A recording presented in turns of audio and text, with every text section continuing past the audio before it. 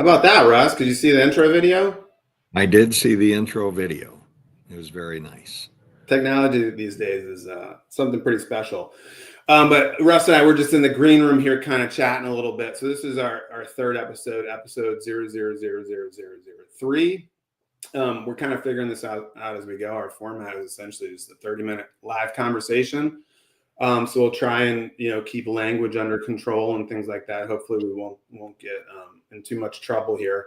But it's just kind of a fun conversation, and we've had a couple LivCo folks on, and we're really excited to have Russ, who is LivCo co-founder as well as my business partner and friend, is joining us to kind of talk through his life in the world of construction. So thanks for joining us, Russ.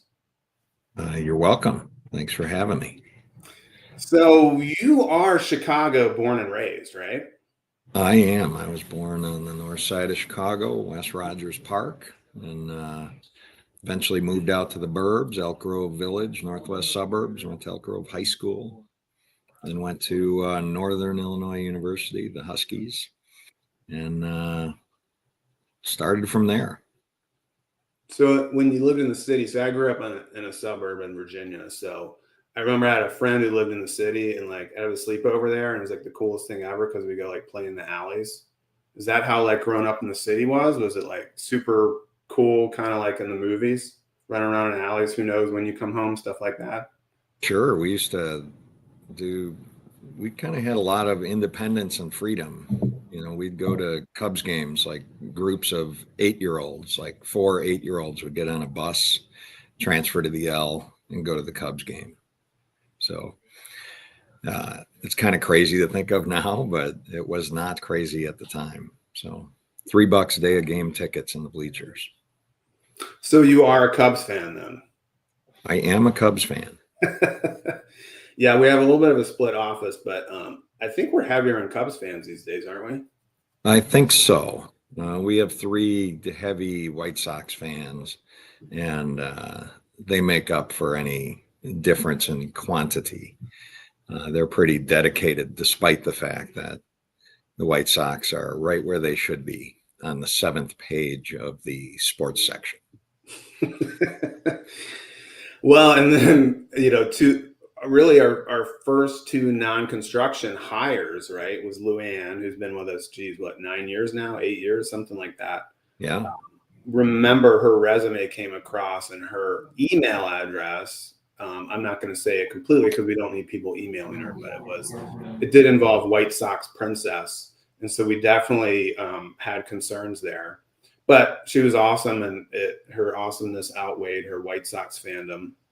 And then, of course, when we hired Sarah, she showed up in her car with a license plate Sox fan or something like that. We're like, oh. And Scott. Yeah. Also. So does he also have a White Sox license plate, though? He does. Yeah. So it's good to have some baseball diversity in an office. It gives everyone something to talk about. I often think about if you grow up in an area where you don't have any baseball team, like you guys, there's just one less thing to talk about and rib your friends over and, have fun with. So we were blessed with 2 baseball teams, and it does make for some fun, interesting times over the years. No, for sure. And there's not a whole lot of cities that have 2 baseball teams like that, right? There are not. And then the Cubs are able to have multiple rivals, including the Brewers, and of course that St. Louis team down there too. So you've been to a lot of Cubs games over the years. I know you definitely talked about the good old days of the rooftops. Do you have like a most memorable Cubs game that you've ever been to? Sure. I was at the Ryne Sandberg game in 1984, which was on national TV, and Ryne Sandberg hit a home run in the 9th off of Bruce Sutter to tie the game, and then hit another one in the 11th to win the game. And it was good stuff. So now, were you on a rooftop or were you in the stadium? No, we were in the stands. I was in 84 on a rooftop back when you had to climb a ladder to get up there and sit on a lawn chair. Now they're a little more sophisticated and corporate, and it's not quite as and safe. It's probably safer, but rooftops are fun, but you're not in the ball game. You're at a party next to a ball game. I recommend doing a rooftop to anyone who can, but you're not going to be following the game as if you were in the park. I would agree. And first major, and I grew up in Virginia, but my first Major League Baseball game was a Cubs game. I guess I was probably, I don't know, ninth grade or something. It was pouring rain, and we had the rain delay, and we're up under the canopy. It was still awesome. It was really cool. Well, that experience was so great that you ended up making Wrigley part of your wedding plans, correct? That's right. Yeah, my family was pretty awesome to kind of come together and rent a box for us. So we had, I think, 45 people come a day early. Anybody got there early to our wedding. We went to the Cubs game and had the box. Beautiful day. I think the Cubs won. I'm not really sure. We ended up at Redmond's afterwards. It was had our name across the scoreboard. It was pretty cool. That's great. Yeah, it's a lot of special Cubs history, and living here in North Carolina now is kind of funny too, because there's a lot of Cubs fans. There's a lot of Chicago people, but it's all Cubs fans. The White Sox people, I think, don't move. That's the Yankee horde that's moving into the South, as my wife calls it. Well, plus you had WGN growing up, yeah, and TBS. So I grew up, watching afternoon cartoons, or as most people know, reruns of different Strokes and Brady Bunch and all that stuff, and then it would kick into a Braves game or a Cubs game, right? Yeah. So most of the time I was just angry that I didn't get to watch a 5th episode of the Brady Bunch. But every now and then it's kind of nice to, listen to Harry Carey and the whole deal. So if they had one more episode of the Brady Bunch, the whole story would have come together much better. So, I know. Really better in 2.5-hour segments instead of 2-hour segments. So. Absolutely. Yeah. It's definitely a binge worthy series, right? Like you can't not watch the next one. I must say that the Brady Bunch did affect my career in that I always wanted to live in an attic with beads as a door, like Greg did later on in his high school years. That was pretty cool. And then, of course, that became an architect like Mike Brady, who's just always, and here I am in my Mike Brady architecture home office, right? Yeah, a lot to learn from that. And we do a lot of mid-century projects. Yeah. And we've done a bunch of attics. That's right. No beaded doors, though. I don't think we've had any beads. If you could mention to the design team that might be a feature that might hit home with, those of us that are in their upper 40s and above. So I think so. I might have to replace this door behind me with that, although it might get a little noisy. Or at least find a backdrop from the Brady's where you can have that behind you. That might be good too. That's probably easier. Well, kind of circling back to how we got here today, right? So you didn't work in the field or in construction when you were younger, did you? What kind of led you into your my first construction jobs were just kind of, I was in California, moved to the Bay Area, and I worked for a union drywall and carpentry firm, and I pretty much was the drywall scrapper and stocker. So drove all around the Bay Area delivering drywall and cleaning up drywall and kind of being a general gopher for a construction company. And then eventually moved into more of a project manager role in that same company. And it was a good time. It was a good time. Early 20s, living in California. It was fun. Yeah. So was that right after school? Yeah. So you graduated in NIU. I graduated in '89, and I spent the summer before my senior year in the Bay Area, and then moved out there after graduation. So that's how I ended up in Chicago. I interned for a summer, which is pretty good in the summer.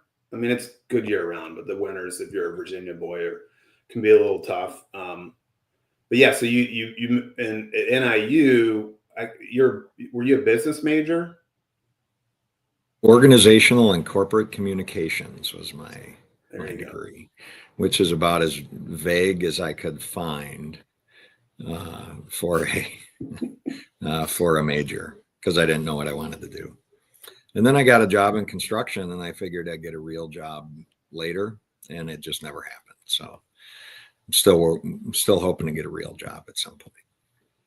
Well, then at some point you shifted into home building. Was that back in Illinois?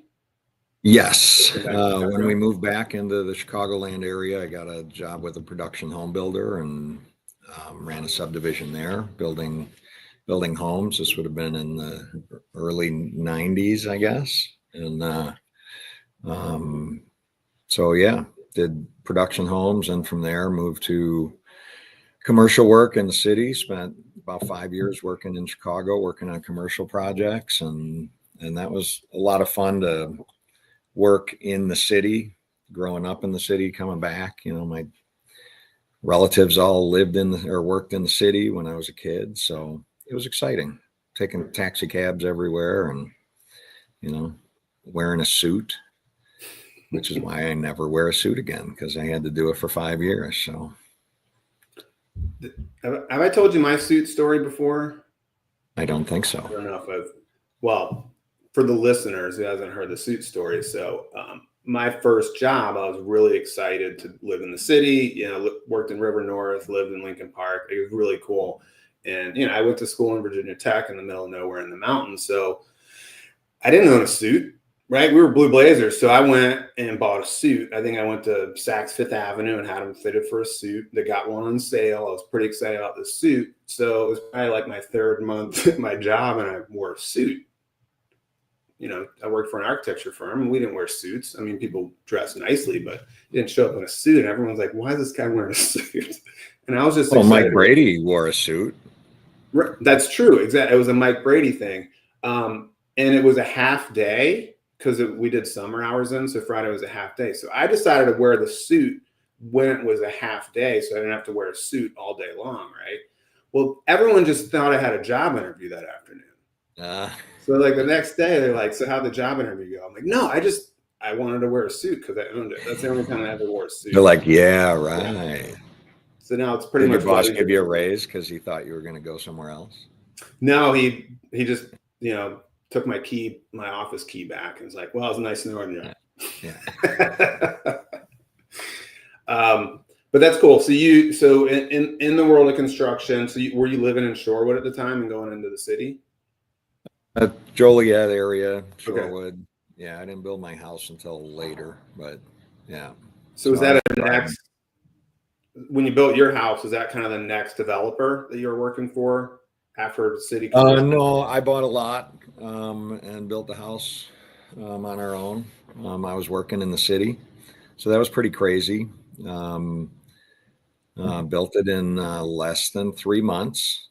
Basically, Connie would pick the kids up at school, go there, call me, tell me what got done and what didn't. And then I'd make my phone calls and swing by there at 6 o'clock at night when I got back into town. And we needed to get into the house so the kids could start school in the new area.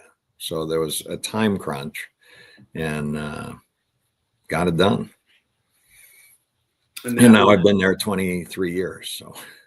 Well, I had Scott and Sarah on the last couple of weeks, and we kind of talked about some of their DIY projects. In those 23 years, have you taken on any crazy projects? Sure. Well, the house before the one I built, we bought, and it was, an old small house that was crooked in 2 rooms. So when that house was built, they had what they called owner completion. So the builder would sell you the house, but it wouldn't be finished, and you'd have to finish it as the owner. And they were doing that in the 90s too, but what it meant was the owner painted the place or whatever. Well, in the early 70s, when this house was built, owner completion was the builder did the foundation, the framing, windows, roof, and then that was it. So the homeowner did all the electric, all the plumbing, all the drywall, which back then was just paneling. And before we moved in, I was like, we got to fix this because these 2 rooms are kind of doing this. So I opened the floor and looked down there, and when they put the tub in, they just cut right through a floor joist. So it was 40 years of that tub slowly making the house crooked. So that was an interesting one, but fixed it and made it work, and kids grew up in that house, and you just gotta, that sweat equity of your first house, that's fun stuff. It helps you build your home and make it a home, not a dwelling. Speaking of a home and not a dwelling, I'm going to go back in time a little bit. So where did you live in San Francisco? Lived in multiple places, but mostly on the peninsula in Burlingame and San Mateo area there. Then after we got married, we moved down into Silicon Valley in Mountain View. And we just didn't see much happening there over the next 20 years. So we moved back to Chicago. We kind of thought it was a dead area that didn't have a lot of potential. So we moved back to Chicago. So. What about, at some point you're on a boat, right? Yeah, that summer before I did spend a lot of time on a sailboat. So that was kind of cool for a Midwestern, fella to live on a sailboat in California for a little bit. Yeah. Yeah, no, that's cool. And then, all right. So then from there, so you were doing new home building. We'll skip over the great financial crisis because that's not really fun to talk through that stuff. But after that, you ended up in Libertyville. Yeah, right? I had worked for a gentleman that owned the company in Chicago, the commercial company, and he had a project up in Libertyville and showed it to me. And this was at a time when nothing was happening in residential. I mean, people were losing their houses. There were more empty houses than houses being built. And the project was unique and creative, and I saw the potential in it. So I jumped on that opportunity despite the 1.5-hour commute, and went up there and we started building 26 what you might call row houses. They were single family, more city type houses where the lots were 25 feet wide or something like that. And it went really well, built some cool stuff. And that's where I met you when you came in as director of design at some point during the project. Yes. And I also had a 90-minute commute, right? Because I lived in the city. Meg and I lived in the Loop. So I'd take the Metro up. I think I drove once. Yeah, and that was enough. Nuts, right? Because Libertyville to the city, Libertyville is like its own, like people don't work in the city from Libertyville. There's enough stuff out there, right? So, well, you got the train station, and as we know now, with the bulk of our work essentially following a train line from the city, so yeah, if you got a train that runs from the city to a burb, those burbs tend to be a little more pulled together and not necessarily affluent, but there's an economic machine running in those towns along the train tracks, more so than the communities that don't have a public transportation like that. It's really no different than 1847. Right. Same thing. You need that train connector. Yeah. One, and Medline was up there, right? And I think Abbott Labs, and there's some. Yeah, it's a great, the North Shore is a cool town. Awesome area in Chicagoland. Yeah, it made a lot of sense, right? Because it's a really cool town. Obviously, there was continued growth. And Chicago's full of these great kind of old railroad towns. Great little restaurant scene downtown. So the story, I think a lot of people already know this, but Russ and I kind of hit it off while we're architect and builder, and they in some ways kind of butt heads, right? Because someone's trying to get one thing done and the other person is sitting there and being like, well, what about this, right? And slowing it down. What we kind of learned is with our long commutes, we would kind of hang out and go over to the Island Bar and Grill and talk about NIU and Virginia Tech. and then, or go get something to eat and then wait till traffic died down or until my later train would show up. So that's where we kind of hit it off. And, I think what we realized is that we were talking about the same thing, just two different directions, right? Yeah, and I mean, it's definitely two sides of the brain. Design and construction are different, and it does create bumps in the road or conflicts on occasion. But one without the other just creates chaos. I'm always fighting for function over fashion, and design's always fighting for something that looks a little better, and that back and forth. The whole idea is, at the end of the day, the job is better for it, because it's not just a pretty picture in a magazine. It's also a place where someone can live and be comfortable, and so it's a nice back and forth, and that's why design build works so well.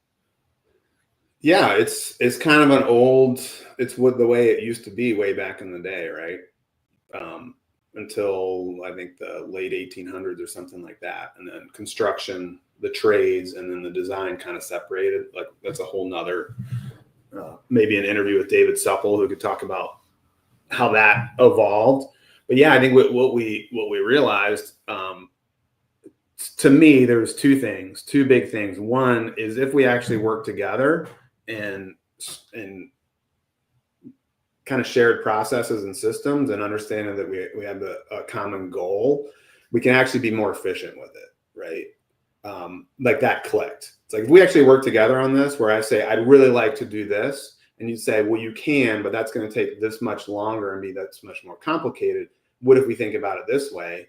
And then you take that, then I take that piece and say, well, I think I can work with that. Okay, let's do it this way, right? Now we've solved something that like we always say, good design solves two or more problems with one solution, right? It's good design, it's thoughtful, it's functional, it's fashionable, but then it also is more efficient from a cost perspective and a timing perspective and an overall client experience. Without a doubt. So that was kind of the one piece of it. And then, I think the other piece of it is we felt like we were both pretty smart people, driven, hardworking, intelligent, think outside the box, and we're tired of making money for other people. So we're like, well, why don't we, kind of steward this thing, and we can run it. And LivCo was formed almost 13 years ago. September of 2012. Yeah. Basically, shortly after my twins were born. And we had an instant company, right? So we had work before we started, because we were doing foreclosure rehab. A little bit crazy, right? Yeah, we've been through different phases of the company, but I think even when we were doing that kind of work, which was more an opportunity than anything else, the goal was always to get to a company like we have now, where we're dealing directly with the homeowners. We're directly changing people's homes and how they live, as opposed to just churning out, foreclosure rehab, which wasn't any fun. But it got us a company started, so worked out. Yeah, I think where we had fun there was in building the company and in the process, right? Yeah.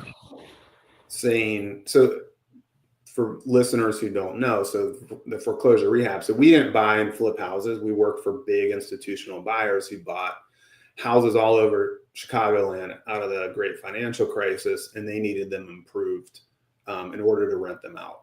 And so it was a very streamlined scope of work. In some ways it was, carpet and paint, but a lot of these houses were pretty tricky and pretty messy, and they were all different, and and you needed to be somewhat sophisticated. We were doing 20 of them a month. You couldn't do that, just father and son contracting can't do 20 a month and know how to deal with what was really a giant corporation's admin in order to get paid and in order to get jobs, etc. you know, and I mean, the companies we were working for were buying 100 homes a month in Chicagoland. Yeah. And as they slowed down, as the real estate market recovered, then they were able to be a little less sophisticated. If they're only doing 10 a month, you know, they didn't need smart guys like us. Yeah, which is exactly right. We were kind of a middleman because they were fancy, sophisticated companies, and they needed to call someone that could get the work done, and we were able to make the phone calls to the people and assemble the crews to get the work done.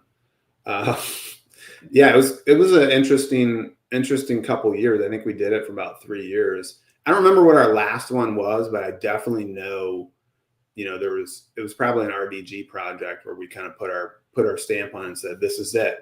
Tom, we promise this is the last one of these we're going to do. Yeah. We're going into higher end custom design focused stuff.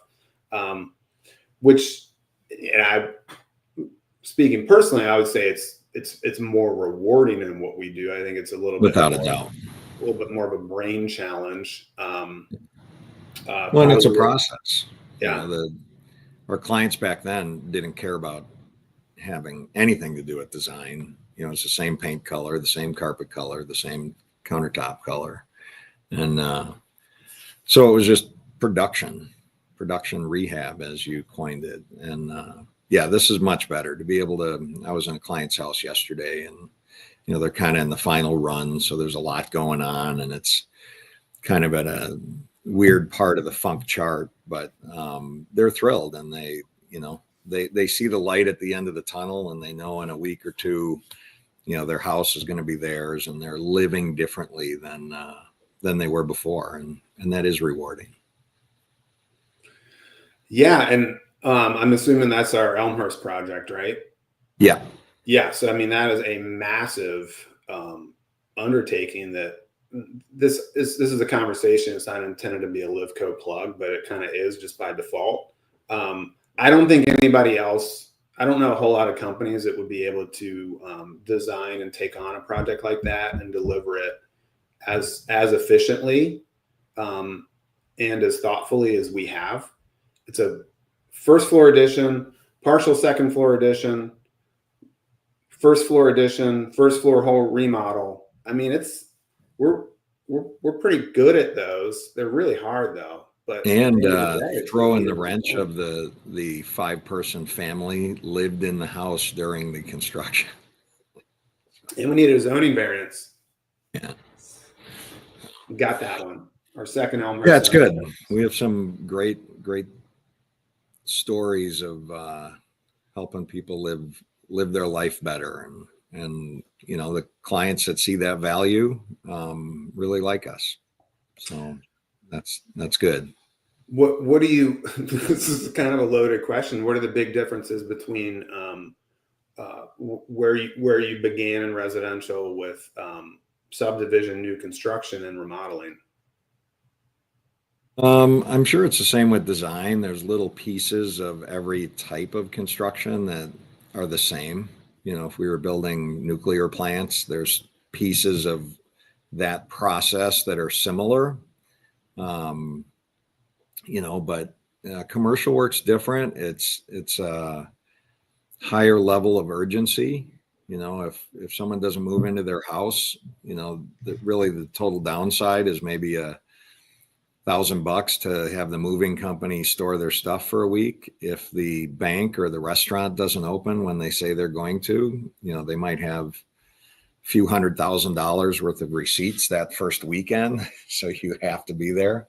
And you know, it's just, everything's a little different, but still the same. I mean, if someone said, hey, you know, go design a national park visitor center, you'd probably start with the same process you do now. It's just, you know, certain things are deeper in that type of design or construction, and other things aren't as big of a challenge in other types of construction. I don't know if that makes sense. I was kind of rambling there, but Oh, totally. Yeah, they're very similar and different in the same way, right? There's a lot of problem solving. you know, and talking about a bank too, I think one thing that most of our team or all of our team really appreciates is what we do is we are working directly with the end user, right?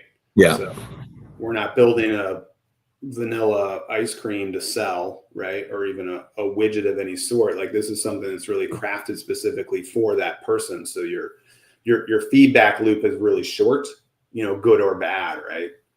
Yeah. And I mean, our projects run months, you know, there's several months of design and several months of construction. So you know, we're pretty connected to our clients by the time we're done with the project. And you know, we've said it from the beginning, you know, we're not trying to just make a quick buck and move on. We want to be invited for a beer on the patio, you know, and have our clients appreciate us because we appreciate them. So and it's great seeing the difference from when, you know, we work on a lot of old houses, and to see the, you know, people don't live the way they used to when these houses were built. We live differently now, and we're modernizing these old, cool, classic, you know, houses full of character, but making them more livable for today's folks. So it's cool. Yeah. And Well, occasionally we get like a client say, what did the work you did to my house makes me feel like a better mom. Remember that one? Yeah. Well, there's something to that, right? And I think Yeah. in kitchens particularly, Yeah. It's not necessarily that like it's going to make like your house is going to make you a happier person, but it's how you operate in your house and interact with family members and interact with all the things that you do on a daily basis, from coming down the stairs in the morning and Yep. into a sunlit space to where you go get your box of cereal, right? To where your kids are sitting while they're eating breakfast and interacting with you. Are they 3 rows over in a little corner in another room and you don't have any idea what they're doing because you're over here in the kitchen? Or are they next to you? Or are you guys able to have conversations? Or are you like my family where my kids all sit at the kitchen island and eat their food with headphones on and an iPad in front of them? So we got to fix that. But yes, there's Good luck. something.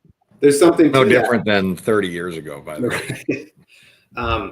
Yeah, and especially and in North Carolina, there's a lot of homes built in the '90s. So I think we see there was moves towards more modern living of what we see today, but still not that good. Still, there's that big desk space that exists that everything piles up on. While in Chicago, all the older homes, like the kitchen was a servant space, right? That wasn't where people would go.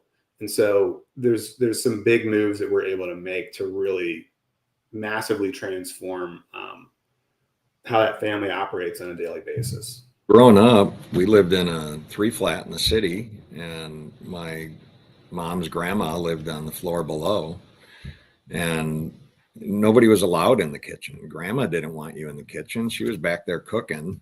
You know, Smoke a she didn't want cigarette. you hanging out there, Yeah. you know, and there was a big living room, you know, where everyone just sat around and wait for grandma to finish the meal.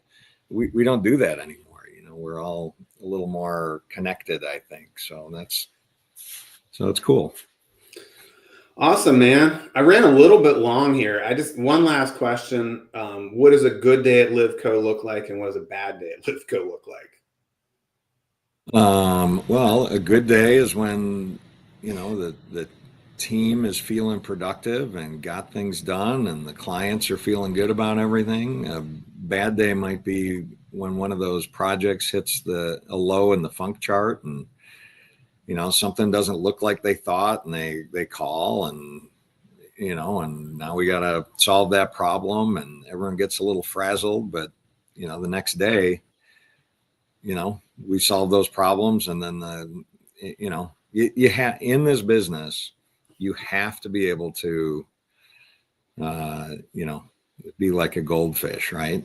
You know, like, forget about the stress of last night. We solved the problem. Now let's move on to the next thing. Because, you know, I learned that early on. I'd wake up at 3 a.m. Oh, I forgot to call the plumber, you know, like yesterday. So And I'd be up all night worrying about the fact that the plumber wasn't going to be at this house and I needed him to do something. And then I'd show up at work and the plumber was there.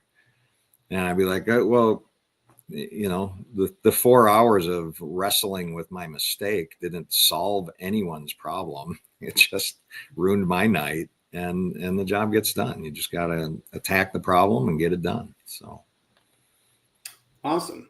And that is the best, when something that you don't expect to be done or worried isn't done is actually done. Like, does it get any better than that? It happens. It's like when you're driving and you find, I can't find a good parking spot and you park far away, but then there's the times you pull up and there's a front row parking space, so you got to remember. Or, you're having a picnic and it's raining. Well, how many times did you have a picnic and it was beautiful, so you got to kind of take the good with the bad. And, I'm sure every other industry is the same. I had a moment this morning because I went over to our Apex project, and the guy's supposed to be patching in the areas of drywall that we couldn't get to in the big part of construction. And he showed up at some weird hour yesterday afternoon. So everyone missed and connection. Antonio was gone and I wasn't over there. So I assumed that he had direction on what to do. So I get there and the drywall's done, but I'm like, there's no way he knew about the area over in the in-law suite. So I go and talk to the mother-in-law. I'm like, I just need to take a look over here. And I go to show him where to do the drywall. And it's all done. He's like, yeah, I already did that. I'm like, yes. Sometimes it works out. Sometimes it works. I'm sure there's something else that was missed, but at least we got that piece. Cool, Russ. Well, I really appreciate you taking the time. Like I said, we could Joe Rogan and just go for 9 hours, but we're starting these things off 30 minutes-ish. Spotify a call, see if they're interested in this podcast, see if we can monetize this. We listen with the kids in the car. I listen to a lot of Spit and Chicklets, right? And those guys, I could listen to them for 3 hours. So I think we just need like deeper Chicago. We just need funnier accents and talk a little bit more colloquially or something. All right. And then we need a line of vodka, Pink Whitney vodka, or a bottle of vodka and some 1940s, like language. We'd be good. People would be going crazy for this. Yeah. Maybe gin. I don't know. Live gin. I don't know. We'll figure it out. Well, thanks again, Russ. I'm sure I'll be talking to you in a little bit, but I appreciate you chatting and hanging out. All right. Let's see. All those people out there, peace and love. I'm going to see if the outro video works. Here we go.